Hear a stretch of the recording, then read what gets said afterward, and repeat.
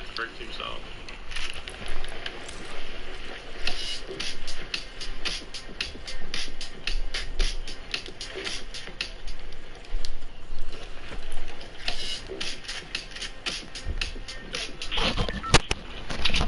So last second, I mean, just like... Hey, last second and then maybe get on top of someone. Yeah. Well, we're not going to be able to get on top of that metal. Team's out. You see that? Metal and brick, big dick.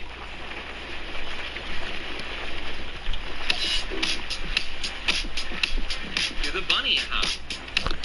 I'm a bunny. And I'm a hopping bunny. Bunny, hop, hop, me in reverse. I don't care, we're gonna put things in hearses. Yeah.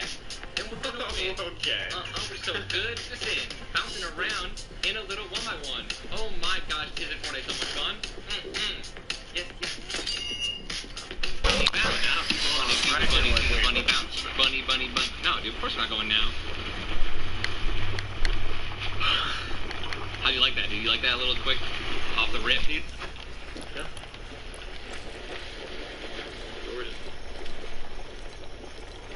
There's this guy behind this northeast tree. I'm losing. Imagine he's just freaking bunny. I mean, I don't even know.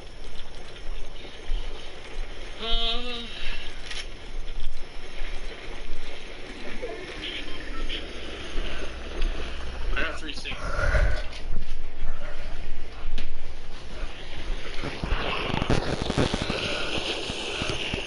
Give me light ammo real quick. Yeah, I got 100. No, sorry.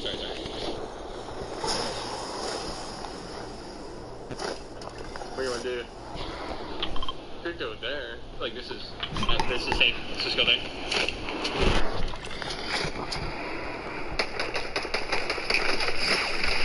Oh, here we go.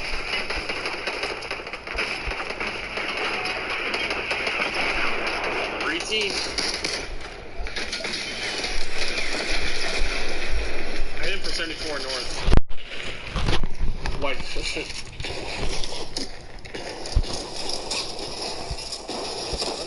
like what?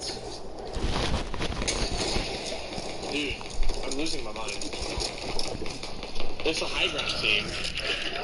Here, I literally just wasted in the.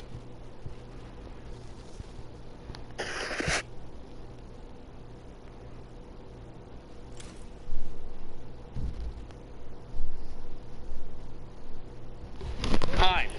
So keep an eye on these two. I promise you'll be seeing more of them. Without a doubt, so many players that we haven't really been too accustomed to seeing in the past. Now getting that spotlight, it was awesome to get that with the Scallywag and the Blackheart Cup. And here you go, another one looking to get the rocket in there. And they were actually, yeah. So that was a connection. It was hard to tell there. If Parallel and the other player were actually going against one another. Yeah, they were on separate teams. They were, okay. Honda who picked that up. I know the coloring theirs. That's why I have glasses. To be fair, I could not tell the difference between those yellows, but I'm also blue-yellow colorblind, so I wasn't. That's one of the ones where I'm like, yeah, I'll assume those are different colors. I'm just gonna think, why not, right? Ooh, no, perfect tilt. Not able to connect with that heavy snipe. Although his heavy snipe has been quite deadly, just not landing there just yet. Yeah, and if you look in that bottom right-hand corner, you can see there is a decent amount of variable elevation through this. So perfect tilt, trying to find some other angles, maybe to drop somebody down or expose them to some of Mastoris' rifle fire. But right now, they're in a pretty solid position. They have Kai and Dinop directly below them, past Zuko and Neek over towards the side, but no one else really who can put shots onto them. I want to see where this hill, or I should say where that safe zone is going to be going. Oh, it's going far and away from here, past that mountain, but through the trees, and not the worst rotation though. So is it over the river and through the woods though?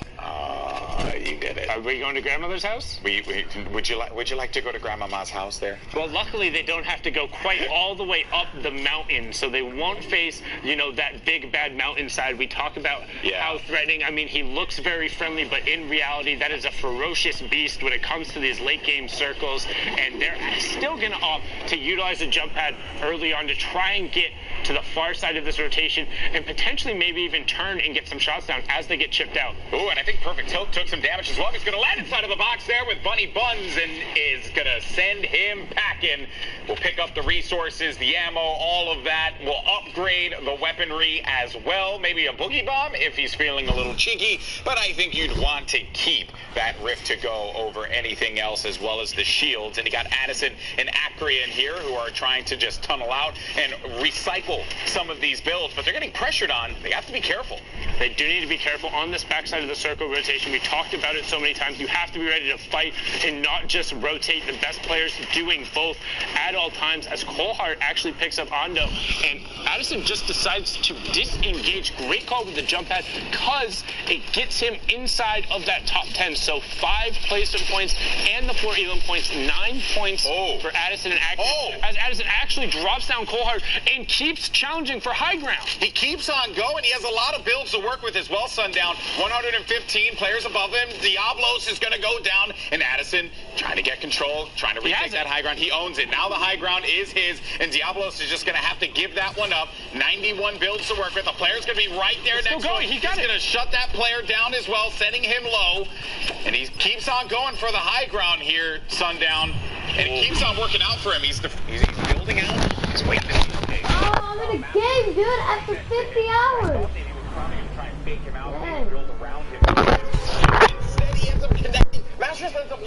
I just want to play an endgame. I just want to play a nice endgame. It's only 80 people. 12 players remaining, 8 duos left in this one. The elimination goes on through for Addison, who has been on fire thus far, playing very well, taking the high ground, but most importantly, he's just been defending himself every opportunity he gets, and he's been just cycling through those rockets, keeping it going. Very well done to own that high ground. And now we're inside the top 5, as well as Perfect Tilt on the lookout, trying to find a look at the pickaxe. He does, but honestly, Mike, the little bit of glow cost him a lot, as Diablos was able to connect a great pump shot. Would have dropped him to 12, gets the siphon back up to 62, and some minis, but looking to connect. He drops him down low. What a play from that. He told the field was so weak, so he decided to take advantage. Not even know if that player was aware of what was going on at that moment in time. But Perfect Tilt, even though he's weak, is still challenging. Sundown. Still challenging from the low, utilizing the heavy stuff. You have D-Nop and Kai, and then you also have Addison and Acreon up on the high ground. Addison and Acreon have been impressing, but Perfect Tilt getting dropped on now, walling himself off, does take a great shot, finds the other player, looking to connect as he gets cracked down, 25 HP. Yeah, this is a rough situation for him. Perfect Tilt to be in, but it ain't so high, and D-Nope is going to be there to respond in turn, and then he's going to send him out of the game with D-Nope and Acreon and Addison, but D-Nope is going to be in a world of hurt here. No shields is going to get hit with that, and goodbye. That is going to be the end of the game. Addison and Acreon are going to take it. Victory Royale goes to the duo, the only duo standing left at the end of that entire commotion. Also, just huge shout out to these two. I know we've seen a little bit of Spooky Addison on some of the boards, but they've just been running it today. It looks very much so clinical. If they can take this in tomorrow, they'll be doing great. But wow, first of all, overtime's Thresh, 7 eliminations, but look at all the players right away. Ready, Innocent, Tyler, Lenon, Thresh, Assault, Legendian, Enzo, Ondo. This match is nuts, and there's 16 duos remaining, so still not even in place points. Some of the best players in competitive Fortnite, names that a lot of fans will recognize if you follow the scene very closely. Dubs in the match Dubs is in the game too, baby. Let's go. All right, Dubs having qualified for the Fortnite World Cup in the solos competition last week. The only player in that list that was not a part of any kind of team just went and did it on his own. Assault and Innocence here. Oh, but Assault is going to get chunked and will go down. Let's see if Innocence can actually get him, but I don't even know if it's going to be possible with the way that things have been shaken out for them. Assault is going to be very low, and then Legendian, he's actually going for it. He found Innocence, so Innocence now opting to jump in the ball, use whatever that shield he can, and now Tyler is pressuring Legendian, who gets whipped up into the sky, and you also have Painful and Tyler's J-Sword over in the side, Hart and Zypha trying to get some pressure as everyone is closing in. Nobody wants to be knocked right now with only, no, as I said, Mega picks up Thresh. That's the duel of Dubs as I'm very excited to see that duo play, by the way, because they are a solid team. But Mega, just like say that, will get taken out there as well. Tyler 15 is going to go down. And did Hart connect with that? No, he did not. Mio J actually picked it up with the rifle, but directly next to him. Great shot coming out. Rifle does get picked up, so now he's going to have to challenge if he wants to be able to potentially get a revive off. The circle is coming back over, picks up the trade over on the Parallax to get the siphon. Now he needs to go. He knows there's a player underneath him as well. He needs to either pick that up or get out. And that's Enzo there. Hart wanted to go for that wall replace, but it's not working out in his favor. Maybe the heavy snipe could work out for him here as he charges through. I've seen players do that today. Looking to find it again, recognizes he's over in that freshly built metal, but also knows he doesn't necessarily have to challenge it. As you see Painful rotating through Innocence, already set himself up, also has his own baller, letting the guy know, hey, I'm just chilling as well. As Dubs is also now out of this match, Tyler's picking up two great elims there, shooting back towards the builds, and then knocking the players down, eliminating them through the ball damage. I mean, that's just a heads-up play. Yeah, and we're bringing some points now as we're into the top 15. Remember, top 15. Bro, can I get an AR? Oh my fuck god. What is this hunt? God. Look at us hunting rifle. Look at that. What doesn't this game get? I don't want hunting rifles. I want an AR. I don't even have a shotgun. What are your takeaways here? Well, takeaways being Nuns did actually clean up Mega there, so Dubs was able to get up Mega. Mega got an elim or two and got back into the match, but got cleaned up before top 10. But Mega was able to trade back out with Rival. Enzo and Parallax, this is a very strong duo. Enzo, one of the younger players as well, been looking for an opportunity. He pops off. He just got caught. Got hit in the cankles, bro. That is unfortunate. The build was not fully down, and because of that, he just got beamed in the legs, and that is going to send him packing in the lobby now. Enzo still going to be in this fight. He just needs to play it smart, play it intelligently. Will have a jump pad if he needs to use it, but also look at where we're over Sundown. We're over the ice. Players are going to slip and slide all over the place, and you got to try and control the insanity here, or else you can find yourself just like this. Enzo going out of the safe zone. Yeah, needs to be careful. They are going to rotate back. He was able to pick up 3 to Dynamite coming in towards that backside. Only a 3 more build as he escapes through and makes it that retarded. Needs to find a shot somewhere as this player's now skating. Can he connect? No!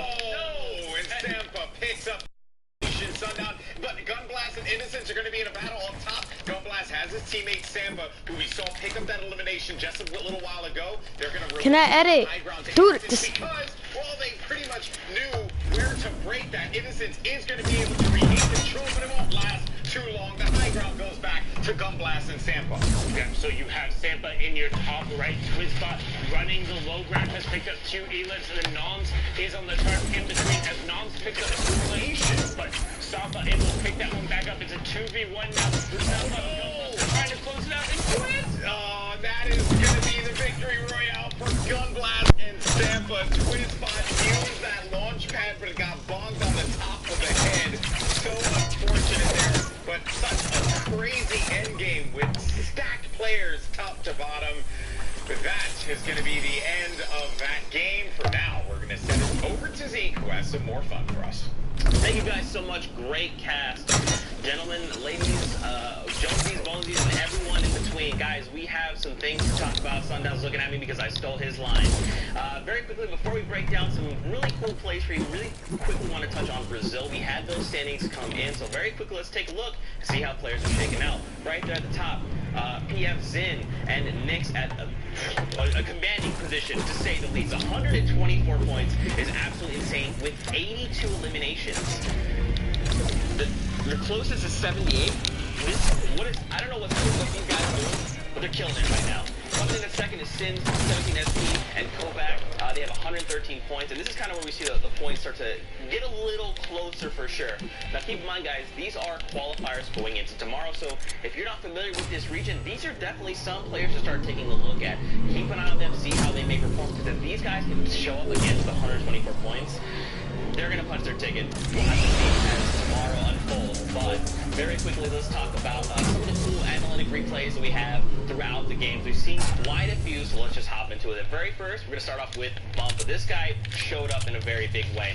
So we see GB talked about he had one build. It didn't matter, though. He had the heavy sniper, and he made it work to his advantage. Moving on along, though, again, he had run out of builds, and I love this. He waits for just a moment to see that player drop the other and then takes a shot, because he knows if the player in front of him had gone down, he would have had to switch his attention. And we can see him pick up another elimination. Then moving on, we see the very clean edits, right? He comes out, finds and locates the player, isolates him, and picks up the elim on Jen. Now we're going to move on, and we're going to talk about player teamwork. All right, let's take a look at these two. This is what I like to see. They both have heavy snipers. Take a look at the teammate Zoki here on the left. They both have heavy snipers. We'll go ahead and roll the clip. This takes precision, right? We're gonna see one shot go out, bang, follow up there, boom, Crux is down, and we even see a follow-up laser, very well executed. Let's move ahead a little bit further for the final clip. We'll take a look at more team play coming out of Akron and Addison here. I love this play coming out of these guys because we see Akron just goes ham. He's like, look, I'm going to jump in this guy's build, and we see the RPG coming and cracking the build, fracturing everything. Immediately, DNOP is like, what do I do in this situation? And these guys have split his attention, and they're able to clean up a very well-executed victory out. So awesome plays left and right. Guys, listen, I know you want to get into more Fortnite action. Don't even worry about it, right? Because we have Golden Boy and Sundown ready to get us into more and more games. So gentlemen, I believe we're going to send it back over to you. Thank you so much, Zeke. You're inside out. Thank you. I want you to know that. Thank you so much. All right, here we go. Back in the action. More NA East fun here. Some great players in the region. And in this lobby, Devious from Stoic is going to be the elimination leader at 9 elims. You know, these games, they get harder and harder as it goes on, but it's impressive to see these players kind of continuing to slay out like this, and the Tempo boys are going to get pushed here by slots. Are getting pushed with slots has almost no effective HP, so anything they can win as a stink does go out. You see slots trying to push That's so important. What is up with these hunting rifles, dude? Can I stop getting hunting rifles? And then just got caught completely surprised and was like, oh no, what's going on? And then like, boom, you know, you're out of the game. That is a rough one, though. Yeah, definitely seemed like a desperation play because he was so low in effective HP. One thing you can see that Sizzlucky did very well here is he didn't try to go directly for the loot. He made sure to tunnel underneath it and then build up to it. That way the players who were able to were retreating shots down towards him weren't able to get an angle. But jumping on over with Nick and Poppin, who have actually been popping off so far on the NA East side of things. So really impressed to see that. Yeah, well, Myth, I've known this guy for a long time.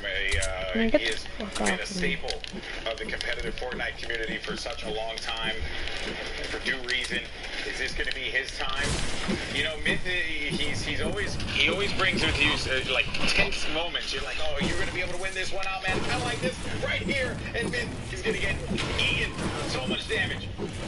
Just down, but not quite out though, because Poppin had his back, and that is going to be the third elimination for this duo.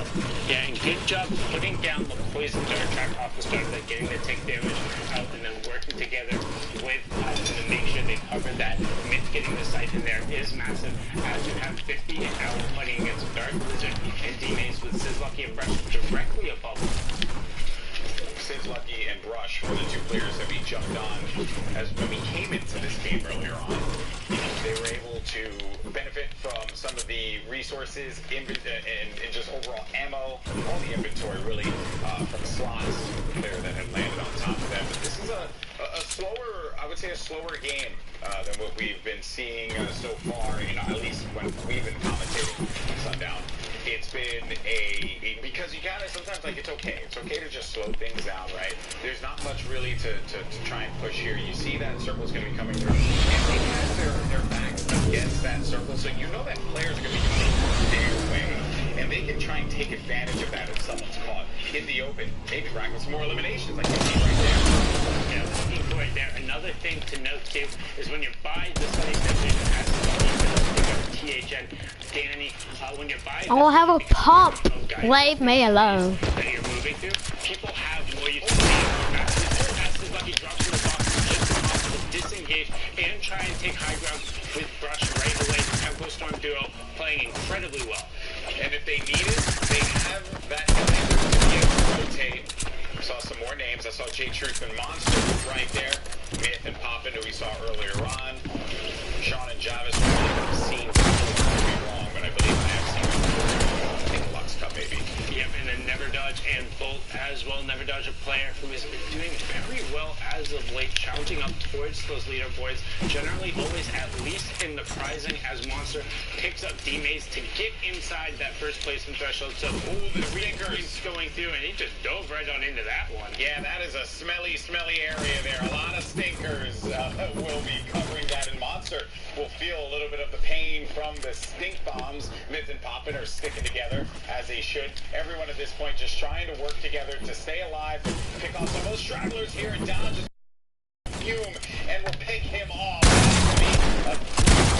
Clean shot there. Another one as well. You have that blue tack. He's got to put it to use and picks up an elimination on Zaddy now. You know, a lot of people like to down talk the tack, but that's particularly the rare tack when you're dealing in a kind of a turtle war or a tarp situation. You know, my general rule of thumb is if they can't smell your breath, the tack's not going to do enough damage. But in here, you're directly on top of them anyway. You're practically hugging the people, and you can't really miss the tack spread with that high rate of fire. At least these players, they're not going to miss those shots, and you saw it right there. You don't pick up those 2 elims if you're rocking a pump SMG swap. It just doesn't happen. Oh, Myth needs to be careful. They were trying to get on top of the structure here, but they couldn't get over the railing, and then because of that, ends up eating a lot of shots and will go down on his shields. And will use that natural structure to try and keep himself alive. Yeah, that's what we talked about with the natural structures. It's difficult to rotate through because sometimes there's So weird laggy areas when where I you aren't stream. able to build because the structure does occupy the actual part of the square. You can't go through it. But secondary, they have a lot of HP, so trying to knock through them is very loud and it's difficult. It puts more pressure on you. As these players are in some mad rush on the low ground. That's right, it is crazy down here. Absolute scramble. 5 eliminations for Myth and Poppin, but Myth is going to go down. Where's Poppin? Where's his teammate? Myth at this point, he's basically going to be out of this one, and Myth, Poppin, goodbye. Dark Blizzard gets the elimination, but will be outside. It needs to just run right back in as soon as he possibly can, and will utilize that launch pad to get into the action, but it will be all for naught as Sean will get the better of him there. Then he got Flexi up above, J-Truth down low, Monster here, the recent pickup for EG, but they're going to be struggling to get back into the safe zone, and Monster and J-Truth are going to be out of this game. We have 3 duos left, 4 players remaining, which means it's going to be a 2v1v1. And Neverbolt does not have his teammate Dodge, but he has that flip lock. Oh, he's going to go up above them. I love the flip lock play. The flip lock is so nasty when you're able to go outside of the storm and then just pop yourself right back up. But Bolt's got to get to the safe area, 4 HP, and he won't be able to stay alive. Fizz Lucky will win the game. That flip lock play was very nice, but it just wasn't enough, and that will be a wrap on that game. Oh, what a conclusion there. That the Flintlock play being brilliant, able to pick up the elim on the Flex T because he was lower, just getting enough of a tag, the Storm taking him over, but the Tempo boys able to close it out. It's another fantastic duo. You have Ghost Dizzle and Demo there on the high ground, but Chunk QT staying on 4 elims as well. He is no slouch. We got Bucky and Lavish on the low ground underneath him as we pop on in with Bizzle and Demo. Bizzle, another one of those players from NAs who has already qualified as a solo competitor. That happened last week. If you're unfamiliar with how qualifications work, we alternate back and forth between solos and duos competition. Uh-oh. And a boogie bomb coming out onto the 2 ballers, Golden Boy. Oh, and they're just going to try and see if they can pick up these eliminations and get in those ballers.